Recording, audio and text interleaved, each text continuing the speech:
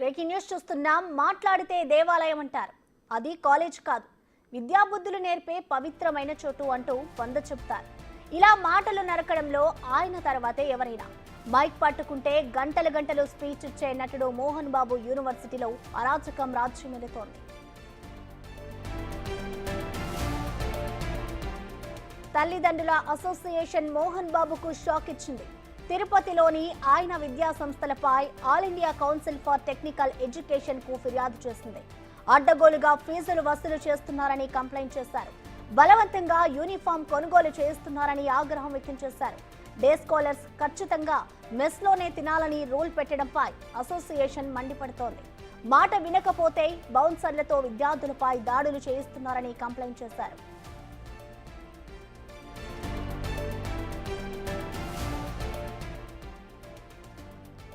Collection king Mohan Babu cinema కలెక్షన్ల వర్షం కురిపిస్తుంది. సినిమాలే కాదు, యూనివర్సిటీ నుంచి కూడా కలెక్షన్లు పిండుకుంటున్నారనే ఆరోపణలు వినిపిస్తున్నాయి. కలెక్షన్ కింగ్ అన్న బిరుదును సార్థకం చేసుకుంటున్నారనే విమర్శలు వస్తున్నాయి.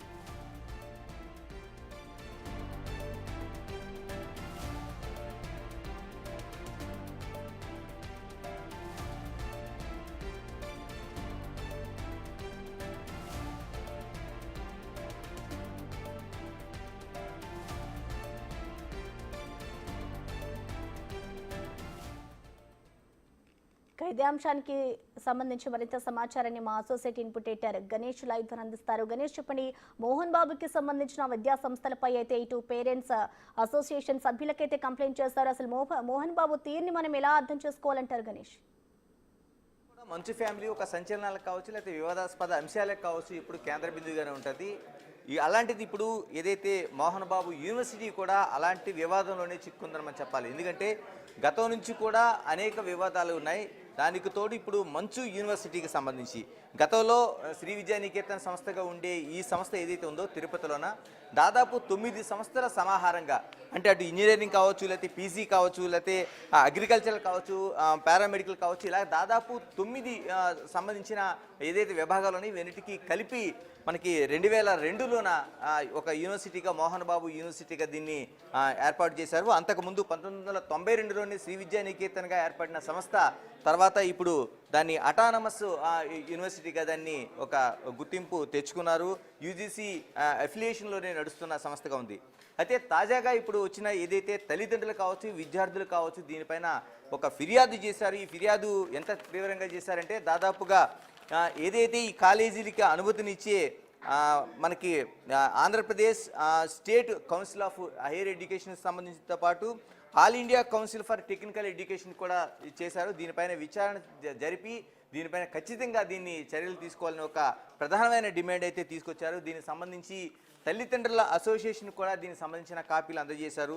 దీంతో ఇప్పుడు ఈ వివాదం ఎక్కడ దారితీస్తుంది మోహన్ బాబు యూనివర్సిటీ, ఎందుకంటే దీనికి డాక్టర్ మంచు మోహన్ బాబే ఛాన్సలర్గా కొనసాగుతున్నారు. ఇలాంటి పరిస్థితుల మధ్య ఈ కాలేజీలో ఈ మొత్తం దీంట్లో ఏం వ్యవహారం జరిగింది తల్లిదండ్రులకు సంబంధించి, మరోవైపు ఏం డిమాండ్ చేస్తున్నారు, విద్యార్థులకు అంత ఇబ్బంది పెట్టే పరిస్థితులు ఏమున్నాయనేది ఇప్పటికే ఆంధ్రప్రదేశ్ పేరెంట్స్ అసోసియేషన్ దీనిపైన ఒక విజ్ఞాపన సమర్పించింది. దీనిపైన చర్యలు తీసుకోవాలని ఒక డిమాండ్ అయితే వ్యక్తం చేస్తుంది. మనతో లైవ్లో పేరెంట్స్ అసోసియేషన్ ఆంధ్రప్రదేశ్ రాష్ట్ర కార్యదర్శి జి ఈశ్వరయ్య ఉన్నారు. ఈశ్వరయ్య గారు నమస్తే. సార్ నమస్కారం. గణేష్ గారు బాగున్నారా? ఈశ్వరయ్య గారు నా వాయిస్ వినిపిస్తుందా? క్లియర్ గా వినిపిస్తుంది సార్. నా వాయిస్ వినిపిస్తుందా మీకు? రైట్. ఈశ్వరయ్య గారు నమస్తే. నమస్తే సార్.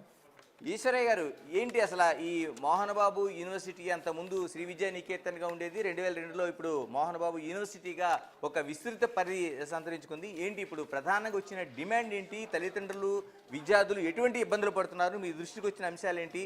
మరోవైపు ఈ all India council for technical కానీ లేకపోతే ఏపీఎస్సిహెచ్ఎస్ కానీ ఇచ్చిన ఫిర్యాదు ఏంటి?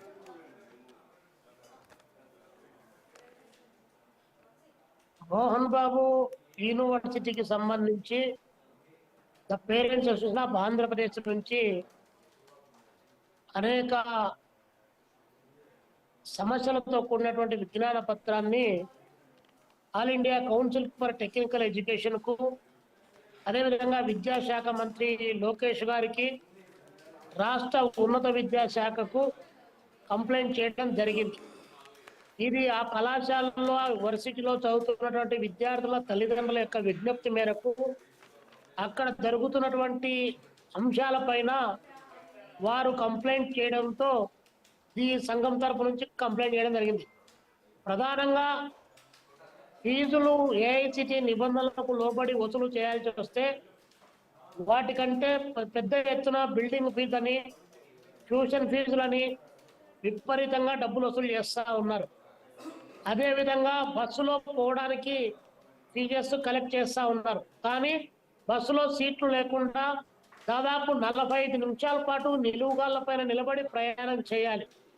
ఎవరైనా బస్సు ఫీజులు కలెక్ట్ చేసినప్పుడు దానికి తగ్గట్టు ఏర్పాట్లు చేయాలి. కానీ అలా చేయకుండా వాళ్ళు బస్సు ఎక్కగానే 45 నిమిషాల పాటు మళ్ళీ క్యాంపస్ లేక పోయినంత వరకు కూడా నిలబడుకునే పోవాలి. ఇదేమని అడిగితే దాదాపు 100-150 మంది బౌన్సర్లు పెట్టారు. ఆ బౌన్సర్ల బాడీలు చూడగానే పిల్లలు విపరీతంగా భయపడేటువంటి పరిస్థితి వస్తూ ఉంది. 1-2 సందర్భాల్లో బౌన్సర్లు తల్లిదండ్రుల పట్ల, స్టూడెంట్స్ పట్ల కూడా అమర్యాదకరంగా ప్రవర్తన చేశారనేటువంటి అంశాన్ని కూడా గతంలో కూడా తీసుకొని వెళ్ళారు పేరెంట్స్. కానీ అయినా అక్కడ పట్టించుకున్నటువంటి పాపాను పడలేదు. మెస్సు 2 గంటల 15 నిమిషాల నుంచి 3-15 నిమిషాల మధ్యలో దాదాపు 3 గంటల పైచిలకు 3:30 వరకు ఎవరైనా భోజనం చేయగలడానికి అవకాశం ఉంటుందా? కానీ ఈ పద్ధతిలో ఒక టైం బౌండ్ అనేటువంటిది లేకుండా, సరైనటువంటి పద్ధతిలో లేకుండా, ఇష్టారాజ్యంగా అడగడానికి అవకాశం లేకుండా చేస్తా ఉన్నారు. ఇవన్నీ ఒక మీద అయితే క్యాంపస్ లో ఇంకా 2 నెలలు కూడా పూర్తి కాలే అకాడమిక్ ఇయర్ ప్రారంభమై అక్కడ క్యాంపస్ లో పనిచేస్తున్నటువంటి లెక్చరర్లు వారి నైపుణ్యతను పరిగణలోకి తీసుకోలేదు. వారికి ఏఐసిటి నిబంధనల ప్రకారం వారికి ఉన్నటువంటి అర్హతలు పరిగణలోకి తీసుకోలేదు. వారి ఇష్టారాజ్యంగా నియామకాలు చేపట్టుకోవడం. ఈ రోజు అక్కడ ఉన్నటువంటి అధ్యాపక వర్గం కూడా 2 మాసాలు పూర్తి కాకముందే, వాళ్ళ కాంట్రాక్ట్ కూడా పూర్తి కాకముందే వారంతా కూడా దాదాపు 10 మంది రాజీనామా చేశారు. కొంతమందికి జీతాలు రానటువంటి పరిస్థితి. వాళ్ళు హైకోర్టును కూడా ఆశ్రయించినటువంటిది కళ్ళ ముందు కనిపిస్తా ఉంది. ఇన్ని రకాల సమస్యలు అక్కడ ఉన్నటువంటి పద్ధతుల్లో లక్షల రూపాయల ఫీజులు కట్టి అక్కడ చదువుకుంటా ఉంటే కనీసం వారు కట్టినటువంటి ఫీజుకు 40% కూడా న్యాయం జరగడం లేదన్నటువంటిది విద్యార్థుల తల్లిదండ్రుల యొక్క ఆవేదన. ఈశ్వరయ్య గారు ఇక్కడే ప్రధానమైన ప్రశ్న వినిపిస్తుంది. మీరు రాష్ట్ర విద్యార్థి సంఘం నాయకుడిగా కూడా మీరు పనిచేసిన అనుభవం ఉంది మీకు. అంటే ఫీజు రెగ్యులేషన్ కమిటీ ఉంటుంది మనకి ఎక్కడికక్కడ. ఎందుకు ఇక్కడ మోహన్ బాబు యూనివర్సిటీలో ఫీజు రెగ్యులేషన్ కమిటీ ఎందుకు పనిచేయడం లేదు? ఇష్టానుసారంగా ఫీజులు వసూలు చేస్తుంటే ఎందుకు చూడాల్సిన పరిస్థితి వస్తుంది? ఫీజు రెగ్యులేషన్ కమిటీ అనేటువంటిది ఒకటి కమిటీ ఫార్మేట్ చేశారు సార్ రాష్ట్ర వ్యాప్తంగా. ఒక్కొక్క ఇంజనీరింగ్ కాలేజీకు అక్కడ ఇచ్చేటువంటి సౌకర్యాలను బట్టి వాళ్ళు ఇంత డబ్బులు వసూలు చేయొచ్చని చెప్పారు. కానీ ఇక్కడ వెరీ పర్టికులర్ ఈ యూనివర్సిటీలో, మోహన్ బాబు గారి యూనివర్సిటీలో వారు ఆడిందే ఆట, పాడిందే పాట తప్ప అక్కడ స్టేట్ రెగ్యులేషన్ కమిటీ